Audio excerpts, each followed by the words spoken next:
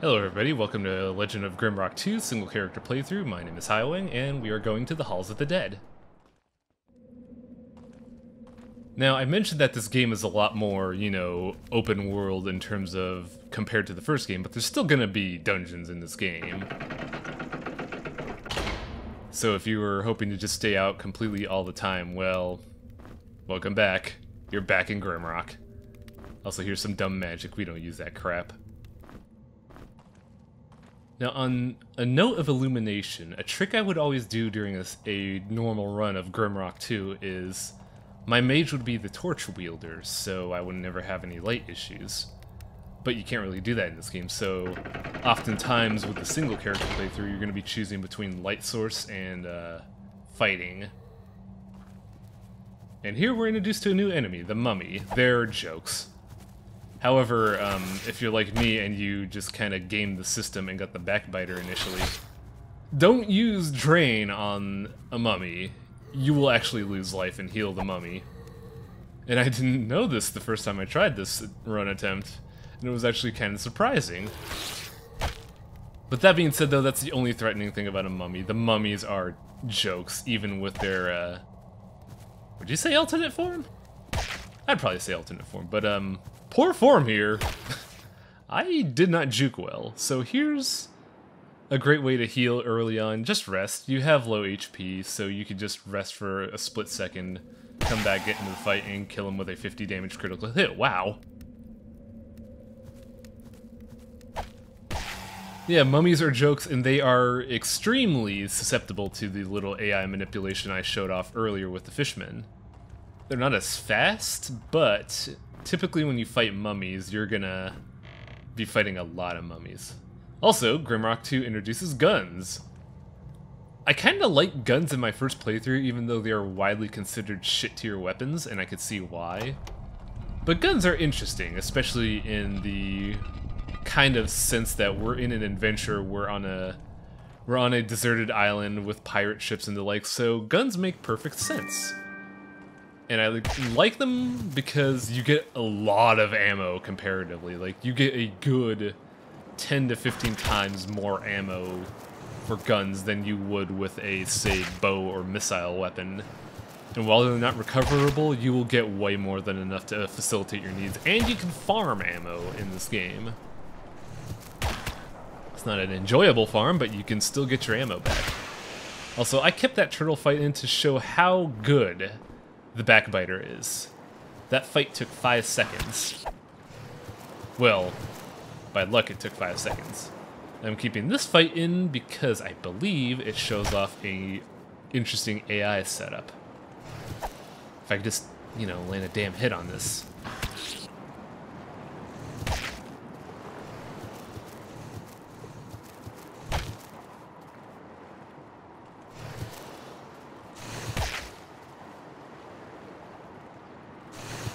There it is. So not only do the AI in this game actively try to flank you and have new tactics to prevent the square dance, they'll also flee. Now, I don't usually fall for this kind of game because, well, I've played this game. I think by the time I finish this set of recording, I have a good total of 90 hours in this game. But the enemies fleeing is kind of weird because it can set you up for some really bad fights, normally. Also, I'm putting the gun away because we're not using the gun. I like guns, they're not useful for us here. We also picked up a face mask. Now, this is probably going to seem contrary to my normal logic, but I'm focusing on protection early on because when you're first starting the game, you don't have a lot of evasion to begin with. You're low level. So, like, even though I'm stacking evasion items, it's better to have the protection than the evasion. Also, while we're viewing this simple puzzle, I forgot to mention before, with treasure chests comes locks, and luckily treasure chests don't need keys in this game, they need lockpicks. So you never need to find the appropriate key and take it to the appropriate chest, you just need to store up lockpicks and then pick up your stuff.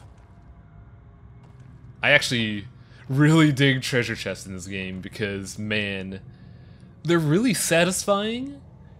the viewpoint of the camera makes getting a treasure chest really exciting and fun. And there's always good items in treasure chests. Also, I had a little bit of brain lag there and couldn't find the key. Whoops. But there's also going to be something way later in the game that makes treasure chests probably my favorite addition to this game.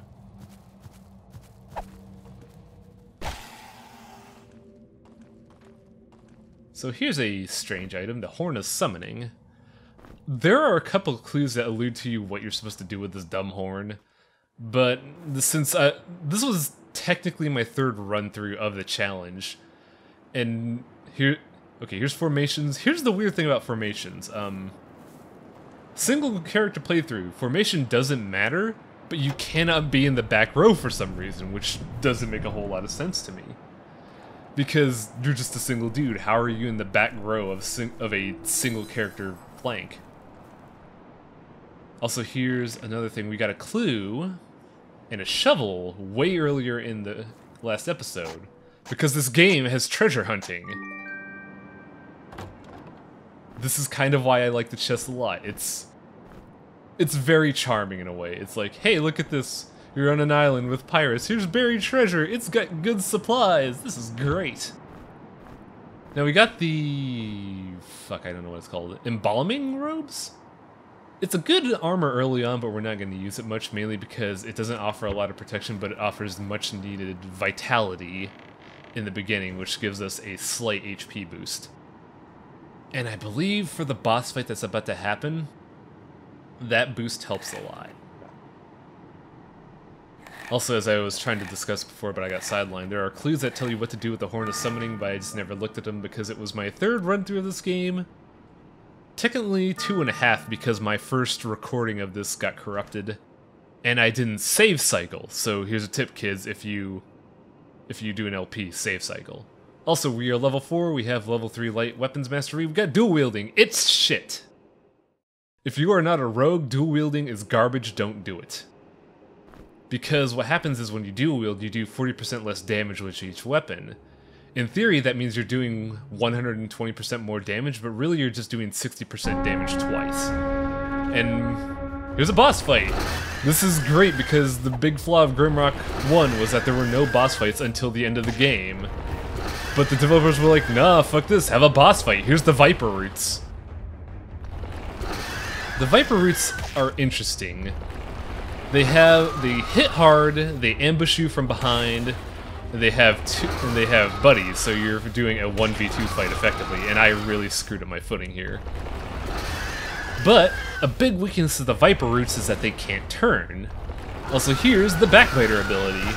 If you charge an attack, you do a normal hit, but you also drain as much health as you do. So I just got a free 70 HP heal for nothing. Anyways, back to the Viper Roots. This is a very tricky fight with the single character playthrough, just because you're not doing enough damage to just subvert their ambush tactics. And if you're like me, you're really bad with footing. But if you know for a fact that they don't turn at all, you could actually exploit their AI really well. And we'll see that in the later half of the fight. But initially, it's going to be a very movement-based fight. You need to know where they're going to attack from, dodge from them, and then get in time to get a good hit in. And if you get hit right off the bat, you're also going to be doing some slight healing, which actually, now that I think about it, you're not going to be able to heal during this fight because first-time players of Grimrock probably don't know about the Backbiter. But you do have 4 potions, so I guess you do some healing. Now, I kind of like this. As a big fan of Legend of Grimrock 1, I loved the fact that they just said, fuck it, 30 minutes in the game, have a boss fight. We understood that, you know, our first game was kind of a stumble, so here, have fun. And I feel like this is a great way to ease the player into the concepts of Grimrock 2, because Grimrock 1 was all about puzzles and strategic placement of fighting. This game is more about evasion and controlling fights. Well, not controlling fights, but controlling mobs. Because a lot of the enemies in this game have a huge... Or a lot of the encounters in this game are mainly mobs rather than single strong enemies. Also, I kind of lied earlier. I said we would see the weakness of the roots here, but I just killed them too fast. Anyways, we got a Power Stone. No, it's not the Capcom fighting game. This is effectively, I would say, a metric of your game progression, because you need those to advance the plot. Also, the Master of the Island is mocking us here because he gave us alchemy ingredients, but Mama didn't raise no magician, and Mama didn't raise no chemist. So for now, we're just gonna be ignoring alchemy for probably a good while. Thinking about it, I think we're not gonna see it until about 30% through the game. And if I had to hazard a guess right now, I'd say we are less than 10%? Now here's another new enemy that shows off. Actually, no, I don't think it shows it off in this fight, but this enemy has a move that the developers obviously put in there to avoid the square dance tactic. Oh no, we see it here. So, the tree golem has a cartwheel that's really fast. And even if you're good at stuff, they will outpace you no matter what, flank you and still get a hit in. They also have really high evasion, so for a single character playthrough, these guys suck. And you're going to be seeing a lot of them in this area. Twin Groot Forest is the home of the tree golems. So this is their domain, and you're just, you know, stepping on their couch. So get used to seeing these guys a lot. Luckily, we don't see them much. I thought I edited this fight out, but I guess we'll see. Another way to subvert them, while the tree golems have good evasion and they have that cartwheel that makes them fast, if you just lead them down a hallway and poke at them, they don't have anything to deal with you. So if you don't want to deal with their dumb cartwheeling BS, just kind of, you know, find a hallway, lead them down it. They won't be able to do anything to you because their primary way of fighting you, which is getting to your side and hitting you, that's gone. I think the tree golem was made to fight back row people, because a big flaw of Grimrock 1 is that enemies couldn't get to your back rows. And that was your primary damage dealers, so it's nice to see enemy AI design in mind to get rid of your damage rather than just fight your main front line, which is probably just beasts. Guys that are designed to take hits. Now I save here because this is an ambush zone. There are two twin roots here. And they're supposed to ambush you when you take that necklace, but they didn't have their coffee today. So I just basically got a necklace that was a free 50 defense against frost attacks. Not gonna be useful now, but that necklace is really, really good for survival.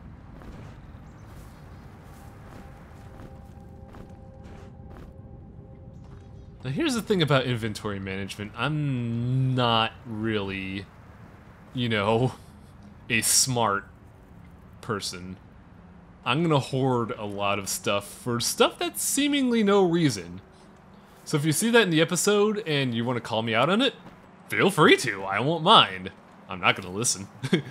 I have something to do with old ass JRPGs, but I have a pack rat mentality where I think every little thing has some intrinsic value, but it probably doesn't. So for anybody with inventory OCD, I apologize. And I also apologize for making that joke. Now this is a small little mini dungeon. I'm mainly including it because this is actually a pretty good breakpoint, because we learn a couple new things here. In terms of combat, puzzle solving, and, well, general puzzle logic. Now here's a new enemy, the Undead Crusader. I hate this dude so much. He looks benign now, mainly because for some odd reason this one's really shy. He just doesn't want to do anything. And I think I actually had to sandbag around this part to show it off. But if you try to go on their side, they have a side swipe attack. So if you're gonna try to, you know, go to the side, juke around them, and then stab them, they'll meet you with a really heavy attack. So what you want to do is try to use the AI manipulation and get them to your side by, you know, changing the camera. I say try because half the time they don't fall for it. Also, they oftentimes drop two new weapons. They drop 3 items. First off, they drop the Skull Cleaver, which is a heavy weapon, which is shit for us. They also drop the Ancient Shield, which is shit for us, because it's shit overall because it gets rid of 15 max health and it's just dumb for a shield. And they also drop a heavy helmet, which is pretty good early on in a normal playthrough. But I'm not gonna use them. Also, here's a new, I think this is a new piece of gear, it's the Cloak. It's just another accessory, mainly focused around evasion. Pretty cool, in my opinion. Yeah, but this little micro dungeon gets us something that we need to use in the overworld. Gets us a key, which is used to open a gate. It also gets us a bomb, which is mildly important, but I'm gonna let y'all right now, I kind of squander it later on. Now, on puzzles, video games teach you to never ever fall in pits. Pits are lethal, pits are death. Not in Grimrock. In Legend of Grimrock 1 and in 2, a pit is merely another opportunity. Unfortunately, this one isn't. This is just teaching you, hey, pits aren't death, they just lead you to an alternate path. And I actually never been down this pit because across 3 playthroughs, I never thought to check this one out. But yeah, it's just, you know, when you fall down a pit, you take damage. However, it's a paltry amount. In traditional playthroughs, falling down a pit is kind of crippling because it does it to all your characters, but for a single character playthrough, fuck it. What am I gonna do, just wait for half a second from resting? Anyways, that was the first half of Twin Groot Forest. This is gonna be, the next episode is gonna be kinda cheating, but you'll see what I mean later. Also, I just noticed this. The top of this tower is the 2 from Legend of Grimrock 2. But I'll see y'all next time. Good night, folks.